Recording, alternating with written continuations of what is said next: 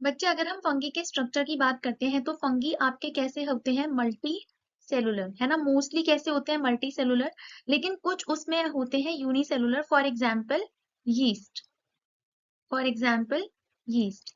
ठीक है, अब अगर फंगी आप देखोगे तो बेसिक फंगल सेल जो हम देखते हैं तो उसमें सेल वॉल होती है। सेल वॉल किसकी बनी होती है आपकी, chitin, chitin plus polysaccharide, chitin plus polysaccharide. उसके अलावा you have a cell membrane, ठीक है। Then they have nucleus, nucleus होता है क्योंकि यूकैरियोट्स होते हैं तो इनके पास न्यूक्लियस होता है। राइबोसोम्स होते हैं, साइटोप्लाज्म होता है एंड माइटोकॉन्ड्रिया, मतलब इनके अंदर मेम्ब्रेन बाउंड ऑर्गेनेलीज भी होते हैं जैसे माइटोकॉन्ड्रिया इज प्रेजेंट। अच्छा, लेकिन आपके जो फंगी होते हैं बच्चे वो मल्टी सेलुलर कैसे होते हैं, देखो यहाँ पे आपको शो किया हुआ है हाइफे। सो बेसिकली हाइफे क्या होती है, मान लो कि ये एक ऐसी कोई ट्यूब है तो दिस इज हाइफे। ऐसी लंबी लंबी जो ट्यूब्स होती है उनको हम क्या बोलते हैं, हाइफे। लेकिन अगर वो ऐसे करके क्या बना लेती हैं, ब्रांचेस बना लेती है, नेटवर्क बनाते हैं, तो इस पूरे नेटवर्क को हम क्या बोलते हैं, माइसीलियम। ठीक है, ये वर्ड्स हमें बहुत कंफ्यूज करते हैं, हाइफे माइसीलियम। तो हाइफे क्या है, एक ट्यूब है, लंबी सी स्लेंडर ट्यूब, और माइसीलियम क्या है, इनका नेटवर्क है। यहाँ देखो ये पूरा नेटवर्क, इसको क्या बोला हुआ है, माइसीलियम। ठीक है, समझ आया। अब जो माइसीलियम और हाइफे है बच्चे, इनके ऊपर क्या बनते हैं, फ्रूटिंग बॉडीज बनती हैं। फ्रूटिंग बॉडीज क्या होती हैं, फ्रूटिंग बॉडीज वो होती हैं जो आपके स्पोर्स प्रोड्यूस करने में हेल्प करती हैं। सो फ्रूटिंग बॉडीज बनती हैं। फ्रूटिंग बॉडी क्या बनाते हैं आगे, दे प्रोड्यूस स्पोर्स। मतलब वो आपके स्पोर्स, ऐसा नहीं है कि फ्रूटिंग बॉडी खुद ही स्पोर्स प्रोड्यूस कर रही है। फ्रूटिंग बॉडी कैसी होती है, मल्टी सेलुलर होती है। So this is also multi cellular. लेकिन इसके पास कुछ ऐसे स्ट्रक्चर्स होते हैं बच्चे जो आपके स्पोर्स बनाने में मदद करते हैं। ठीक है, अच्छा देखो ये हमें समझ आया। अभी आप यहाँ देखो इसका स्ट्रक्चर। तो यहाँ पे बच्चे ये एक हाइफे आपको दिया हुआ है, हाइफे के पास देखो कुछ राइजोइड मतलब ऐसे स्ट्रक्चर्स होते हैं जो इनको सबस्ट्रेटम पे अटैच करने में मदद करते हैं, उसको हम बोलते हैं राइजोइड। ठीक है, रूट जैसे कुछ स्ट्रक्चर्स होते हैं, रूट लाइक स्ट्रक्चर्स होते हैं, but they are not roots. अच्छा, उसके बाद बच्चे आप यहाँ पे देखो कि ये इसके ऊपर ये क्या है, फ्रूटिंग बॉडी बनी हुई है। ठीक है, इसमें ये पार्ट क्या है, स्पोरेंजियोफोर। देखो फोर मतलब होता है बियरिंग, फोर मतलब क्या होता है, बियरिंग। एंड स्पोरेंजियम मतलब क्या होता है, स्पोरेंजियम वर्ड से आया है ये। कहाँ से आया है, स्पोरेंजियम। मतलब स्पोरेंजियोफोर, बेसिकली आप ये देख रहे हो कि ये स्टॉक जैसा जो है ये क्या है, स्पोरेंजियोफोर है। कि भाई जिसके ऊपर स्पोरेंजियम लगे हुए हैं उसको हमने बोला है sporangiophore, that it is bearing sporangium. ठीक है, ऐसे ही जब आप देखो स्पोरेंजियम, स्पोरेंजियम क्या है यहाँ पे, स्पोरेंजियम वो है जिनके अंदर स्पोर्स प्रोड्यूस होते हैं। और यहाँ पे आप देख सकते हो कि स्पोर्स यहाँ पे क्या हो रहे हैं, ये डिस्पर्स हो रहे हैं, रिलीज हो रहे हैं यहाँ से। ठीक है, तो ये एक बेसिक स्ट्रक्चर आ जाता है आपके फंगी का। जो हाइफे बच्चे वो आपके दो टाइप्स के हो सकते हैं, दिस इज इंपॉर्टेंट क्योंकि अभी हमें इसका रिप्रोडक्शन समझना है। कॉइनोसाइटिक एंड एकॉइनोसाइटिक। ठीक है, कॉइनोसाइटिक का मतलब क्या होता है, जैसे मान लो ये आपकी हाइफे की ट्यूब है, इसके अंदर बहुत सारे ऐसे क्या है, न्यूक्लियस है। तो इसके अंदर कोई भी क्रॉस वॉल, कोई भी इसके अंदर सेपरेशन नहीं है, इसको हम बोलते हैं। और ये कैसे हो गए, मल्टी न्यूक्लिएटेड, है ना, मल्टी न्यूक्लिएटेड हो गए। दिस इज कॉइनोसाइटिक क्योंकि इसमें कोई भी सेपरेशन नहीं है, इसमें एक ही ट्यूब है जिसके अंदर बहुत सारे न्यूक्लियस हैं। ए कॉइनोसाइटिक कैसे होती है, ये आपकी हाइफे है, इसके अंदर यहाँ पे क्या प्रेजेंट है, ऐसे करके वॉल्स हैं।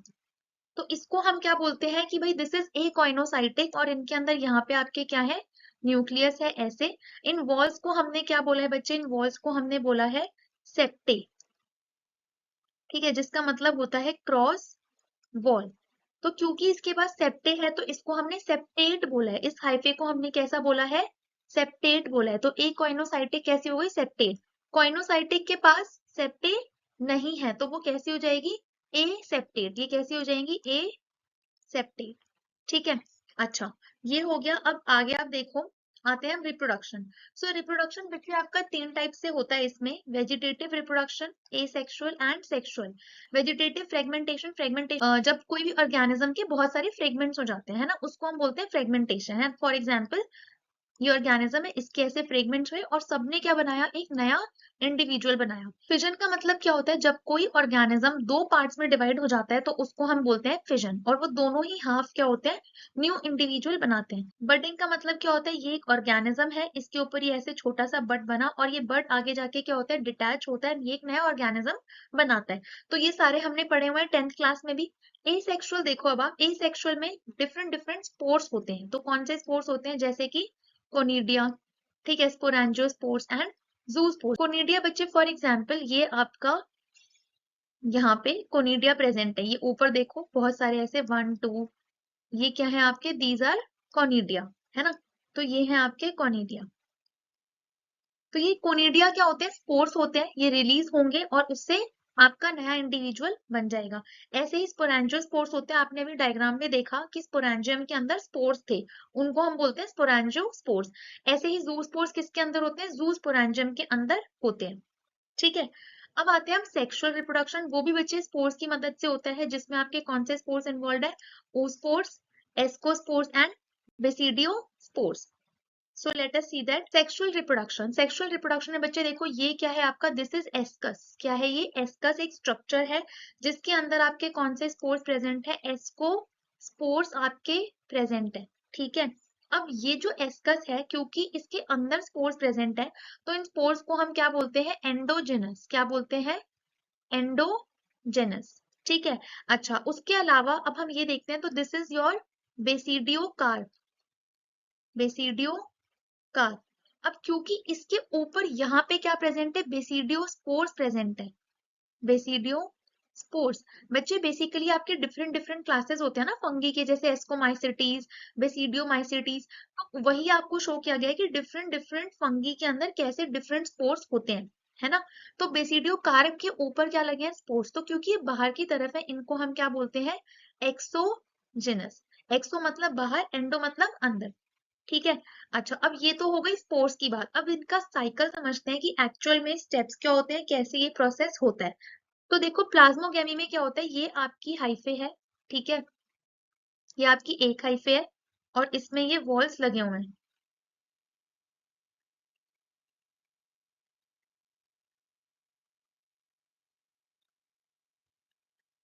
ये आपकी दूसरी हाइफे है, इसमें भी ऐसे वॉल्स लगे हुए हैं, ठीक है। तो दोनों ही कैसी है, मेटिंग इनका सेम, मतलब कंपैटिबल है। तो सबसे पहले अब ये जो दोनों हाइफे हैं, ये क्या करती है बच्चे, फ्यूज होती हैं। देखो पहला स्टेप है आपका प्लाज्मोगेमी। प्लाज्मो जो वर्ड है वो कहाँ से आता है, plasmo word is from plasma, and gamy word का मतलब क्या है बच्चे, फ्यूजन।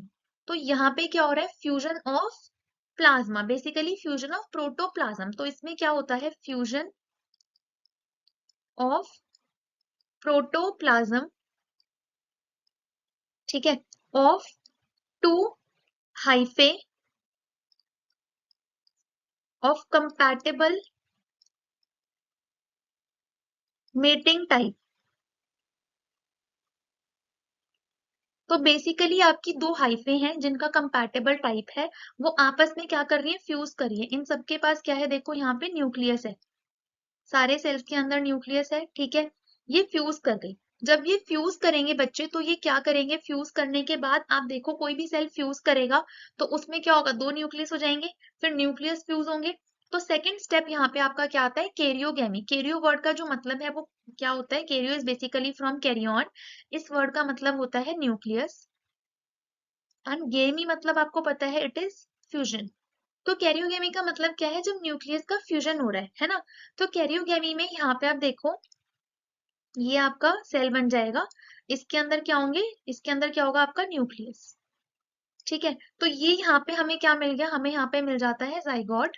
और अब देखो ये कैसा होगा, इट विल बी 2n, क्योंकि हमें पता है कि जो हाइफे होती है बच्चे वो कैसी होती है, हेप्लॉइड होते हैं। मतलब कि जो सारे ही सेल्स हैं ये कैसे हैं, एन एन एन एन, मतलब कि सारे हेप्लॉइड हैं।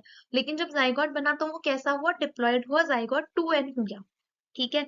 अब यहाँ पे मैंने एक जाइगोट शो किया है, लेकिन बहुत सारे जाइगोट होते हैं, ठीक है। अब आगे हम जाते हैं, फिर आगे प्रोसेस क्या होगा बच्चे, जाइगोट के अंदर क्या होगा, मियोसिस। जब मियोसिस होगा, मियोसिस आपको पता है कौन सी डिवीजन होती है ये, it is the reductional reductional division, है ना। तो ये रिडक्शनल डिवीजन है। जब रिडक्शनल डिवीजन होगी तो यहाँ पे आपके कितने सेल्स बनेंगे, 1 2 3 4, 4 सेल्स बनेंगे। 4 सेल्स में नंबर कैसा होगा? n n n n।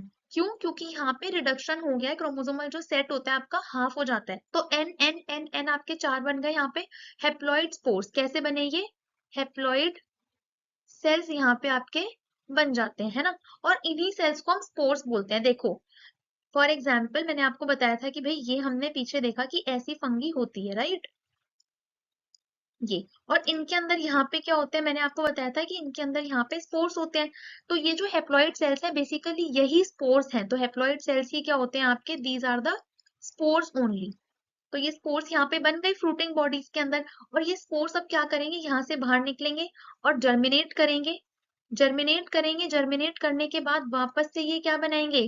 वापस से ये बनाएंगे हाइफे, एंड फिर क्या बन जाएगा आपका? माइसीलियम बन जाएगा। तो बेसिकली वापस से आपकी यहाँ पे क्या बन जाएगी? फंगी बन जाएगी। समझ आया इतना प्रोसेस? ठीक है। आपको यहाँ एक और चीज समझनी है। मैंने आपको बताया कि प्लाज्मोगेमी के बाद कैरियोगेमी हो जाता है, लेकिन कुछ ऐसे आपके फंगी होते हैं जहां पे कैरियोगेमी नहीं होता। ठीक है, वहां पे क्या होता है?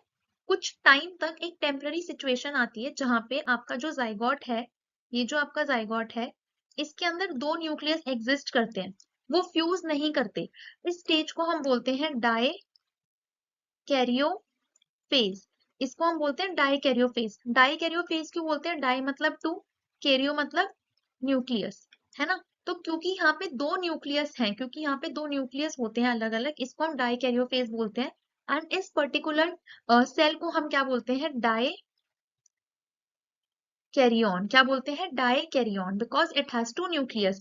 अब क्या होता है कि इस स्टेज में दो न्यूक्लियस रहते हैं, लेकिन कुछ टाइम बाद वो अपने आप ही फ्यूज कर जाते हैं और वापस क्या बना लेते हैं बच्चे आपका? वापस वो बना लेते हैं आपका जाइगोट। अब जो डाइकैरियोटिक फेज है ये कुछ न्यू फंगी में ही आता है, फॉर एग्जांपल एस्कोमाइसिटीज, ठीक है, और बेसिडियोमाइसिटीज।